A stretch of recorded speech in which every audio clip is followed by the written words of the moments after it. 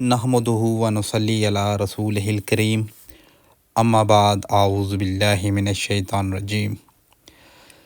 آج کا جو قصہ میں آپ لوگوں کے ساتھ شیئر کرنے جا رہا ہوں یہ اسلام آباد میں پیش آیا تھا، تو میں پوری کوشش کروں گا کہ اس کی پورے طور پر منظر کشی کر سکوں۔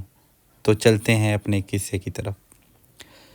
رات کا وقت تھا، چاند بادلوں میں چھپا ہوا تھا اور زمین پر ہر طرف اندھیرا ہی اندھیرا تھا۔ علی اور اس کے دوست گاؤں کے کنارے بیٹھے گپ شپ کر رہے تھے جب اچانک باتوں کا رخ گاؤں کے قریب موجود کالے جنگل کی طرف مڑ گیا۔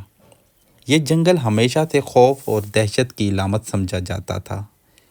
بزرگوں کا کہنا تھا کہ وہاں کوئی نہیں جاتا، جو گیا ہے وہ کبھی لوٹ کر نہیں آیا، اور اگر لوٹ بھی آیا تو وہ پہلے جیسا نہیں رہا۔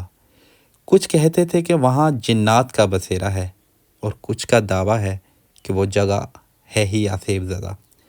علی اس بات کو لے کر مذاق سمجھا اور ہنسا۔ یہ سب تو پرانی کہانیاں ہیں، بس لوگوں کو ڈرانے کے لیے۔ لیکن اس کے دوست رحیم نے سر ہلا کر کہا، ہاں اگر واقعی تم میں اتنی ہمت ہے تو جا کر دکھاؤ۔ یہ سنتے ہی علی کے چہرے پر ایک رونق سی آ گئی۔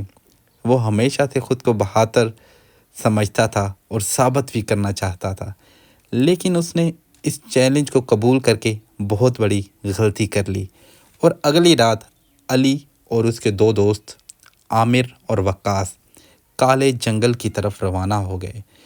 جنگل میں قدم رکھتے ہی انہیں یوں لگا جیسے ہوا کا دباؤ کچھ بڑھتا گیا ہے۔ سب کچھ غیر فطری طور پر خاموش تھا، جیسے کوئی وہاں موجود ہو اور انہیں چھپ کر دیکھ رہا ہو۔ علی نے اپنے موبائل کی ٹارچ جلائی، لیکن روشنی بہت دھندلی لگ رہی تھی۔ یہ تو واقعی بہت عجیب جگہ ہے، عامر نے سرگوشی کی ہلکے سے۔ چلو آگے بڑھتے ہیں، علی نے کہا، مگر اس کی آواز میں پہلے جیسا اب جوش نہیں رہا تھا۔ جیسے ہی وہ جنگل کے اندر گہرائی میں پہنچے، انہیں درختوں کے پیچھے سائے حرکت کرتے محسوس ہونے لگے، گویا کوئی سایہ یہاں سے وہاں موو کر رہا ہے۔ وقاص نے پیچھے مڑ کر دیکھا تو اسے لگا کہ کوئی کالا سا وجود ان کے ساتھ ساتھ ان کی پیچھے چلتا آ رہا ہے۔ کوئی ہمارے پیچھے ہے، وقاص کی لرزتی ہوئی آواز گونجی۔ اچانک ہوا میں سرگوشیوں کی آوازیں سنائی دینے لگیں۔ وہ الفاظ واضح تو نہ تھے، مگر اتنا ضرور محسوس ہو رہا تھا کہ کوئی نہ کوئی سرگوشی کر رہا ہے، اور یہ ضرور کوئی غیر مرئی مخلوق تھی۔ اور پھر کسی نے علی کا ہاتھ پکڑ لیا۔ علی نے چیخنے کی کوشش کی، مگر اس کا گلا خشک ہو چکا تھا۔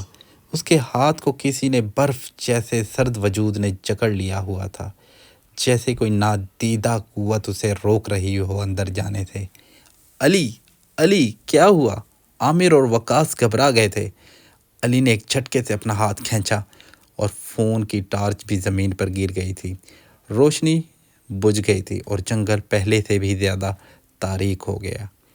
چاروں طرف مکمل سناٹا ہی سناٹا تھا، بس سانس لینے کی آوازیں اور دل کی دھڑکن کی آواز سنائی دے رہی تھی۔ درختوں کی مدھم سرسراہٹ سنائی دینے لگی، جیسے ان کے آس پاس حرکت ہونے لگ گئی ہے۔ اچانک ایک عجیب سی ہنسی گونجی، باریک، سرد اور غیر انسانی۔ یہ کسی انسان کی ہنسی تو نہیں لگتی تھی، بالکل بھی نہیں، بلکہ کسی ایسی مخلوق کی ہنسی لگ رہی تھی جو صدیوں سے یہاں موجود ہے۔ وقاص نے کانپتی آواز میں کہا، یہ جگہ منحوس جگہ ہے، یہ تو ہمیں واپس چلنا چاہیے۔ مگر علی نے ایک قدم اور آگے بڑھایا۔ وہ ابھی بھی اپنی ہمت کو آزمانا چاہ رہا تھا، لیکن اس کا دل تیزی سے دھڑک کر اس چیز کی نفی کر رہا تھا۔ وہ سامنے دیکھنے کی کوشش کر رہا تھا جب اچانک ایک درخت کے پیچھے سے ایک سایہ نمودار ہوا۔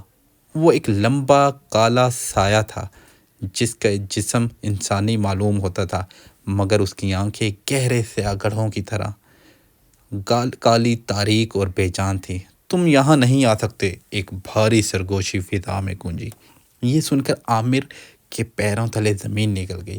وہ تیزی سے پیچھے ہٹنے لگا، مگر جیسے ہی پیچھے ہٹا درخت کی ایک جڑ میں الجھ کر زمین پر گر گیا۔ علی اور وقاص نے اسے اٹھانے کی کوشش کی، مگر سایہ اب مزید قریب آ چکا تھا اور پھر درختوں کے درمیان اچانک غائب ہو گیا اور دور سے ایک آنکھیں نظر آنے لگی۔ ہر طرف سائے ہی سائے تھے، وجود جن کے سرخ چمکتی ہوئی آنکھیں اندھیرے میں جھلملا رہی تھی۔ بھاگو بھاگو یہاں سے، وقاص چیخا۔ تینوں پوری طاقت سے دوڑ پڑے۔ پیچھے سے سرگوشیاں، ہنسی اور درختوں کے پتوں کی غیر معمولی حرکت سنائی دے رہی تھی۔ علی کا دل بھی اور تیزی سے دھڑکنے لگا، جیسے وہ کسی ہی لمحے پھٹ جائے گا۔ جنگل کا راستہ جو ختم ہونے کا نام ہی نہیں لے رہا تھا، لگ رہا تھا جیسے وہ ایک دائرے میں بار بار ایک ہی جگہ پر گھوم رہے ہیں، جیسے جنگل خود انہیں باہر جانے سے روک رہا ہے۔ یہ جگہ ہمیں چھوڑے گی نہیں، عامر چیخا۔ علی نے اپنی جیب میں سے قرآن پاک کی ایک چھوٹی سی سورت نکالی جو اس کی دادی نے اسے دی تھی۔ اس نے کانپتے ہاتھوں سے پڑھنا شروع کیا، اور جیسے ہی اس کی آواز ہوا میں گونجی، جنگل کی سرگوشیاں رک گئیں۔ سایہ چند لمحوں کے لیے ساکت سا ہو گیا، اور پھر ایک زوردار چیخ گونجی، ایسی چیخ جو کسی انسانی گلی سے نہیں نکل سکتی تھی۔ اچانک جنگل کے درخت ہلنے لگے، جیسے کوئی طاقت انہیں جھنجھوڑ رہی ہو، اور اگلے ہی لمحے سب کچھ خاموش ہو گیا۔ چاند کی روشنی بادلوں سے نکل کر زمین پر پڑنے لگی، اور علی، عامر اور وقاص کو راستہ صاف صاف نظر آنے لگا۔ وہ بنا رکے جنگل سے باہر نکلے اور سیدھا اپنے گاؤں کی طرف بھاگے۔ جب وہ گاؤں پہنچے تو سب لوگ حیرت سے ان کی حالت دیکھ رہے تھے۔ علی کے ہاتھ پر نیلے نشان پڑ چکے تھے، جیسے کسی نے اسے جکڑ رکھا ہو۔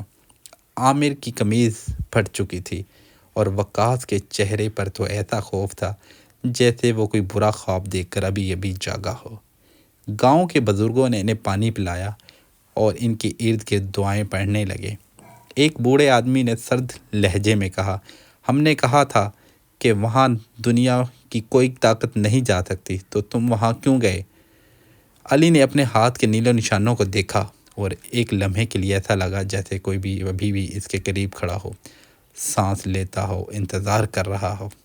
کالے جنگل کی سرگوشیاں ابھی بھی اس کے کانوں میں گونج رہی تھی۔ اس کے بعد انہوں نے عہد کیا کہ ہم اس طرف کبھی نہیں جائیں گے۔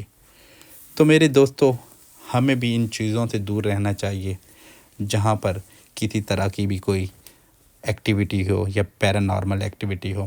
ان چیزوں کا ذکر قرآن پاک میں بھی موجود ہے، یعنی کہ یہ چیزیں حقیقتاً دنیا میں موجود ہیں۔